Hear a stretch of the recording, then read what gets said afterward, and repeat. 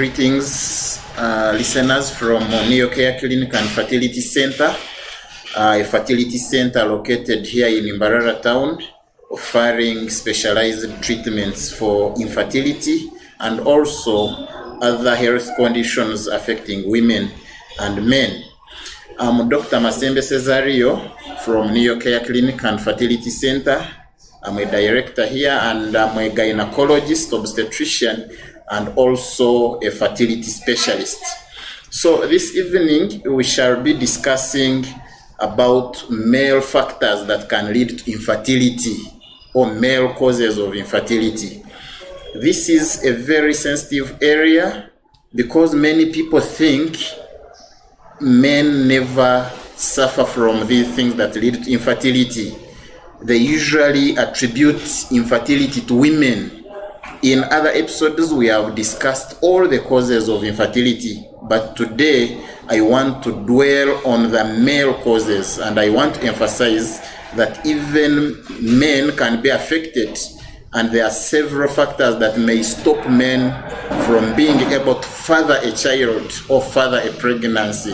At the end of today's discussion, we'll be able to understand these factors, how we make a diagnosis, which tests do we do, what causes male infertility, and which treatments do we have and offer to men to help them conceive. Maybe if I'm to remind us about the definition of infertility, this is inability of a couple to achieve a pregnancy after 1 year of unprotected regular sexual intercourse. And I usually highlight the key words in this definition. One, this intercourse has to be regular, so at least 3 times a week, or for people who don't stay together, at least during the ovulation times. Then another aspect of this definition of infertility is 1 year. Why do we give people a chance of 1 year? All the studies and researches have shown that at the end of 1 year, at least 85% of all couples will have achieved a pregnancy. And this is so if both the man and the woman are normal. All the factors required for a pregnancy are clearly met.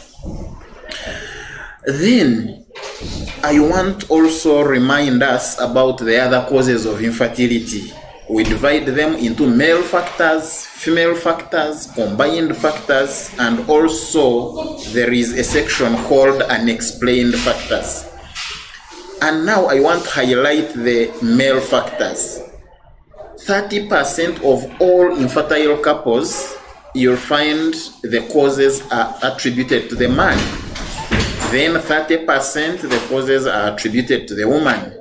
Then the other 30%, the causes are attributed to both the man and the woman. Then we have a 10-15% where everything is normal, but they are not achieving a pregnancy. And we shall also see how to handle all these causes. So from these highlights, we have to emphasize that we have that 30% of the infertile couples where the man is responsible. And why do we have to emphasize this? We want also men to turn up, to have checkups. Okay?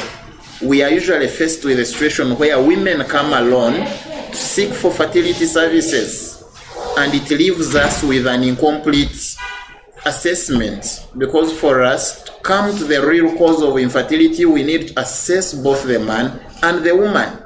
So this is a call to all men, my fellow men, always know your fertility potential. In fact, in some places, it is part of the premarital preparation tests. When you take your partner for a HIV test, you want to know their blood group, it is also good that you also assess for fertility potentials. And in a man, you just need a simple test. And which test is this? Just do a sperm test. I'm going to talk more about this sperm test and other advanced tests we do to assess male fertility potential. So let me take you back. What is fertilization? Because we know for a pregnancy to occur, there must be fertilization. And fertilization is where an egg from the woman and a sperm from the man meet. And when they meet, that meeting of the two cells is what we call fertilization. And in a natural situation, this happens in the body of the woman. The sperm and the egg usually meet inside the tube of the woman. And after meeting, a baby is formed, and at that level we call that a zygote. And that early young baby formed takes 5 days to move from the tube back to the uterus, and in 5 days this baby formed will go to the uterus and implant there. So we need to find a uterus that is ready, and once it is well established and implantation takes place, then we have what we call a pregnancy. So from this you see that the starting point is an egg meeting with a sperm. So today we are going to see, what does the man contribute to the whole of this story? The man contributes a sperm. And therefore, we need a sperm that has capacity to cause fertilization. Because men may have a lot of sperms, but you find a few or none of these sperms is having capacity to fertilize the egg. And I'm going to elaborate on these and more as we move on. Now, what are those factors that we need in this man so that he's able to contribute a good sperm, a healthy sperm that is going to cause fertilization and therefore achieve a pregnancy? Number one, the sperms produced by the man must be healthy. And what do we mean by healthy? They should be adequate in numbers. Okay, so we shall see that we do sperm counts in men. They should be normal in shapes. They should be strong enough so that they are able to swim just like fish. So we need sperms that have good quantities and also good qualities. And I'm going to describe what these quantities and qualities are as we move on. Then, after sperms have been produced, by the way, sperms are produced in the testicles or the testes. Okay? Those organs that hang outside the body of the man. So we need to find men with healthy testicles. We shall see that there are diseases that can affect testicles, and these are the factories where sperms are formed. So that is another factor that we need to see in men. To produce good sperms, you need to have healthy testicles. Number two, after sperms are produced in the testicles, they should be able to move through the tubes. We shall show you that there are tubes that connect the testicles to the urethra.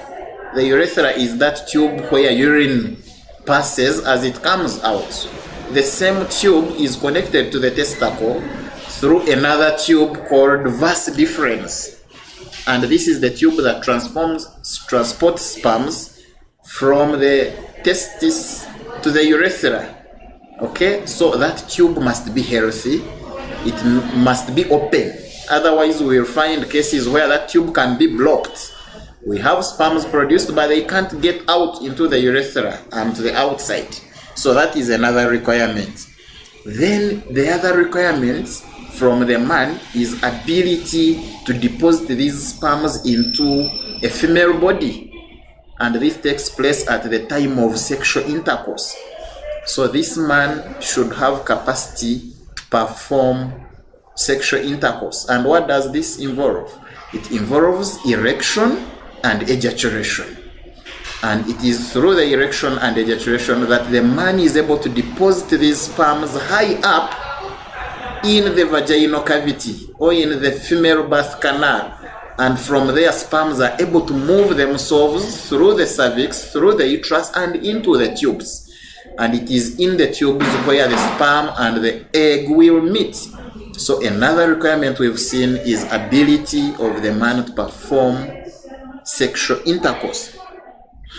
Now, all these processes are controlled by many mechanisms in the body. Sperm production, sexual intercourse, erection, ejaculation, all these are under control of hormones. There are those chemicals in the body called hormones, and in this case, male hormones. They are produced partly in the brain and also other parts of the body, like testicles themselves. So we need to find a body that is able to produce these hormones in good quantities and qualities. And once we have a functional brain that is able to produce enough of these hormones will allow sperm production to take place in the testicles. And these same hormones will allow the man to perform sexual intercourse and do ejaculation and deposit these sperms in the birth canal. So we need a normal body, normal brain, normal function of these organs. Okay? Then we need to find this man in a normal health state. We have many medical conditions that can affect sexuality, sperm production, and also fertility. One of them is diabetes. We also have hypertension, high blood pressure, and we have diseases that affect blood vessels. We know erection and sexual intercourse is a function of good functioning blood vessels and blood flow. So if we have diseases in the body that affect blood flow and blood vessels, then we end up affecting sexuality and hence causing infertility. Then nutritional status is another thing. We require a man and a woman to be in good nutritional status. And how do we assess this? We need to see normal body mass index. Okay? The body weight must be in the normal range and the body mass index must be in the normal range. So we need to always watch our diet, we need exercise, and all these help us to maintain normal body weight. Then we need to find the genitals, the genital organs that are involved in sexual intercourse to be normal. We'll find in some people, some of these organs are defective in both the makeup and function. So these are the factors that are required from a man so that he's able to perform the fertility function or the reproductive function. I hope we are still together up to this point. Now, from here, I want us to understand the causes of infertility in a man. Okay? In the last episodes, we talked about causes of infertility in women. Today, we want to emphasize the causes that affect men. Those are called male factors of infertility. Now, we classify these into three for clear understanding and treatment. We have those factors that affect the body before the testicles. Remember we said the testicles or the testes are the organs where sperms are formed. Then we have factors that affect the testicles themselves. And we have factors that affect the system after sperms have been formed. So this is pre-testicular, testicular, and post-testicular. So pre-testicular are those factors in the body outside the testicles. One of them is hormones. We already talked about the hormones that control sperm production and sexuality. These are hormones produced in the brain and other body parts. So if we have abnormalities in the brain like tumors or brain cancers and masses, then we may have problems producing sperms. If we have absence of some of the cells in the brain, okay, we have conditions like Kallman's syndrome where some of the cells required to produce hormones are lacking. Then there is a part called pituitary. In the pituitary we may have masses or tumors called adenomas. Then sometimes the brain may dysfunction as a result of environmental factors like cancer drugs. Sometimes someone has what we call Sheehan's syndrome. You find part of the brain is shrinking or disappearing because of blood cutoff. Then sometimes you find the brain function is the problem. The rest of the structures are okay, but the brain can't produce the hormones in quantities that we need. So if we can't have hormones from the hypothalamus, hormones from the pituitary, these are hormones that are usually sent to the testicles to command the testicles and make sperms. If they are lacking, then there won't be any signals to the factory to make sperms. So we assess these as well. Then there are other glands or body tissues that produce hormones like thyroid. Some people have a weak thyroid, that is called hypothyroidism. Others have a hyperfunctioning gland called hyperthyroidism. Then others are producing abnormal hormones like prolactin. Prolactin usually is in women and helps them to do lactation and breast milk. If this hormone is produced high in men, it can also stop them from making sperms and also performing sexual intercourse. Now, let's look at the factors that can affect testicles. This is the factory where sperms are being made. We have what we call testicular failure, where the testicles completely cannot produce any sperms at all. And what can cause this? One of it is having cancers. Sometimes we can have cancers that destroy the testicular tissues. Number two, there are genetic abnormalities. Some people are born with abnormal genes, I may say, or abnormal chromosomes. This genetic makeup usually helps men to produce normal sperms. So if the makeup is abnormal in conditions, for instance, Klinefelter's syndrome, then we shall not make enough sperms or not make them at all. Some tissues may be lacking in the testicles themselves. There is a condition we call Sertoli cell-only syndrome or Leydig cell-only syndrome. So in this case, some of the tissues in the testicle are lacking, and therefore sperm production will be incomplete or will not happen at all.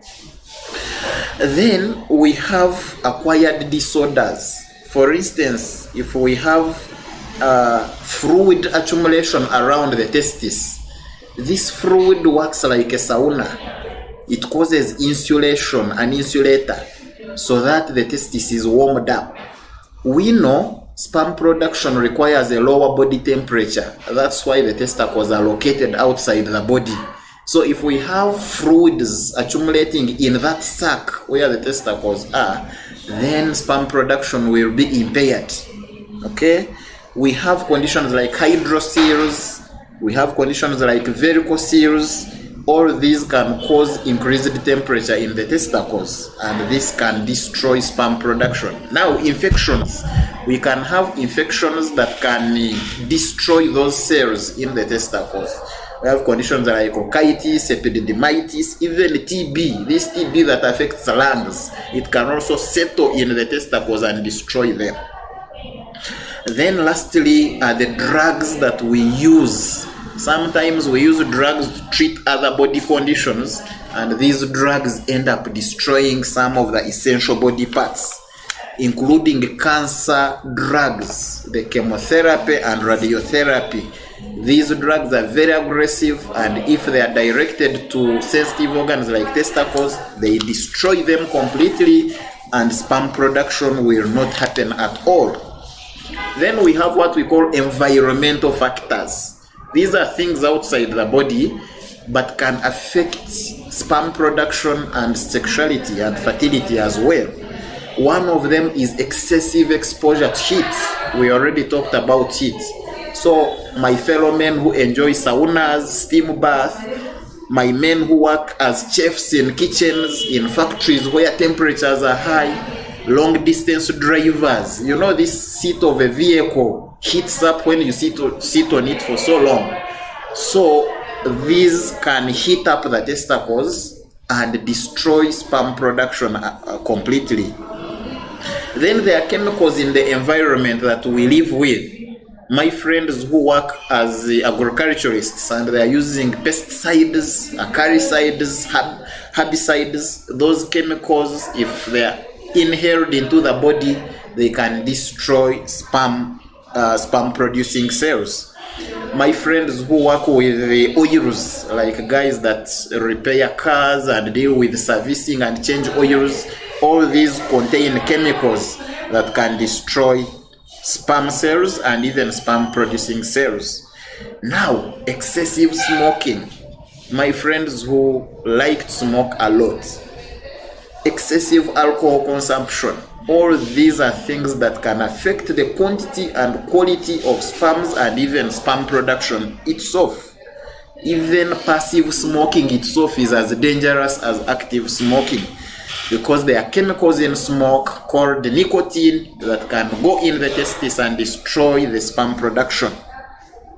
I already talked about other drugs that we use for other conditions.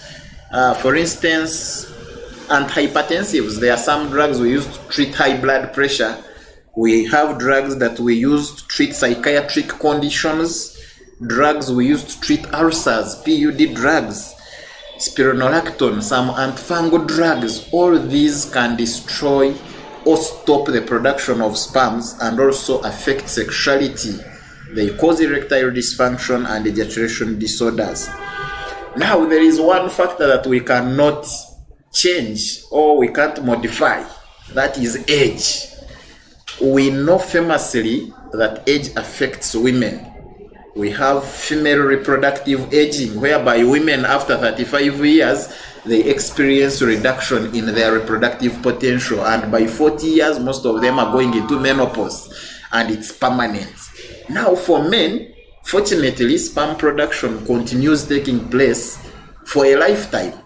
But what happens is, after 50 years, both the quality and quantity goes down.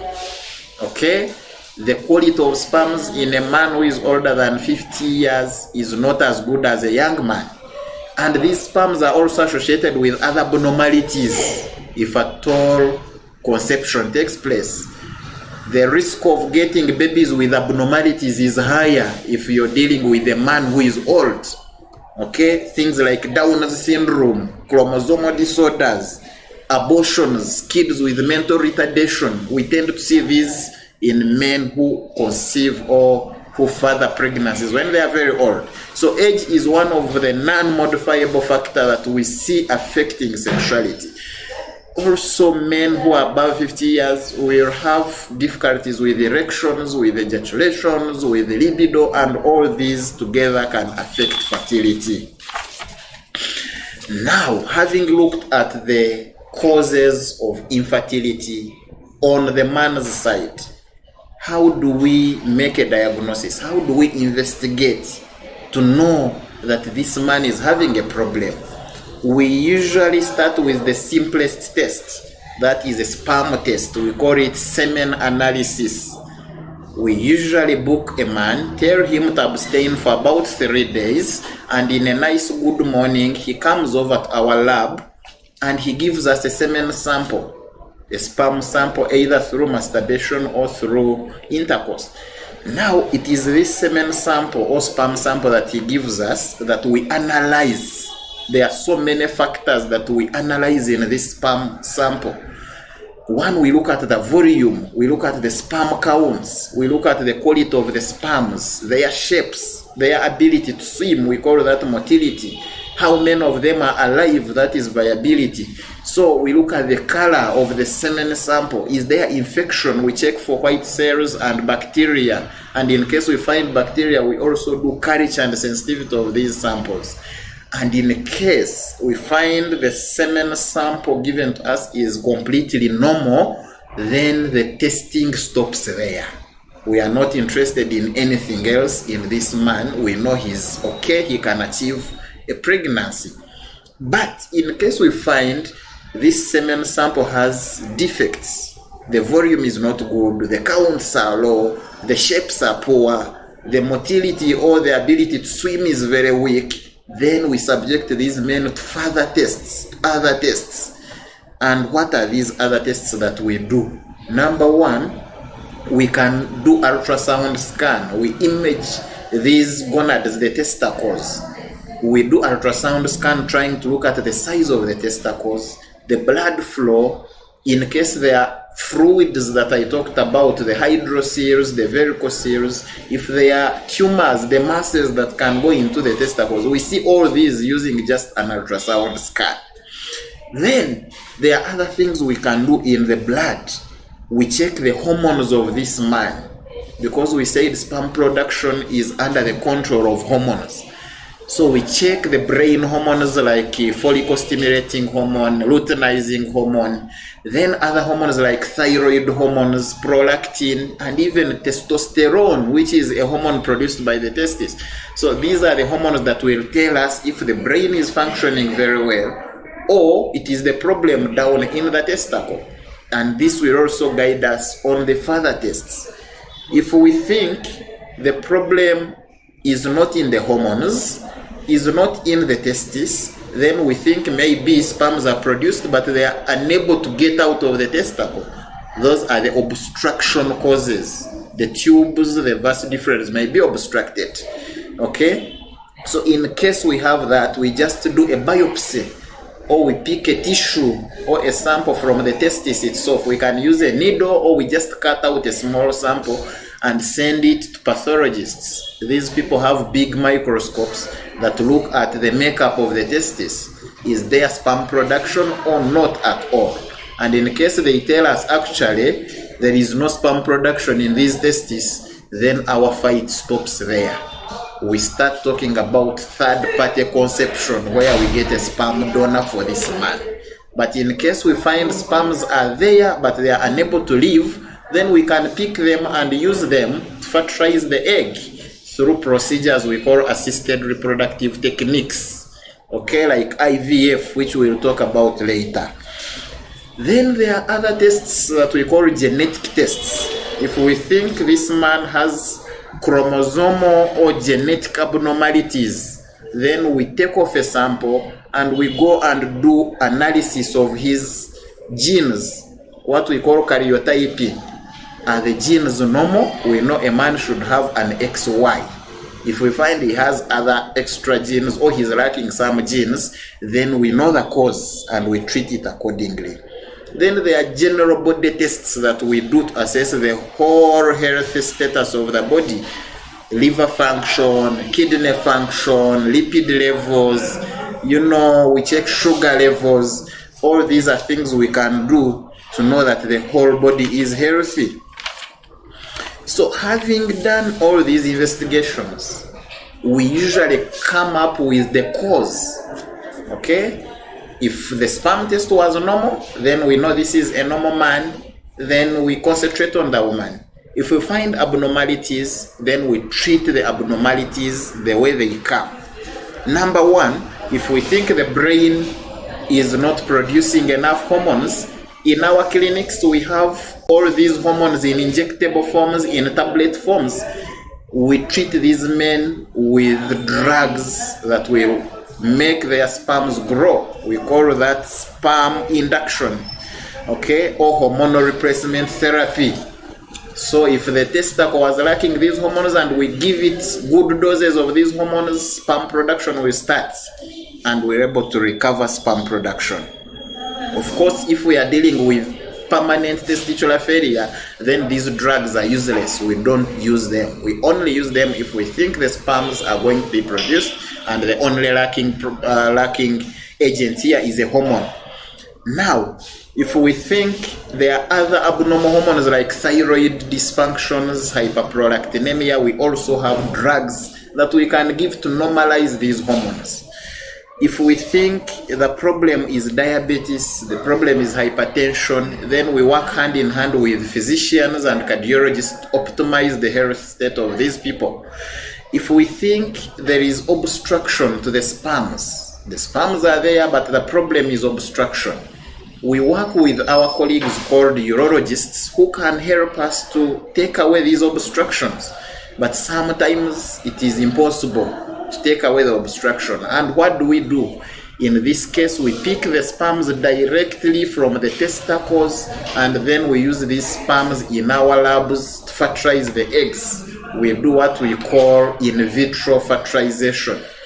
Sometimes we inject the sperm directly into an egg, a procedure we call intracytoplasmic sperm injection. And all these are procedures that we are able to do at NeoCare Clinic and Fertility Center in Mbarara.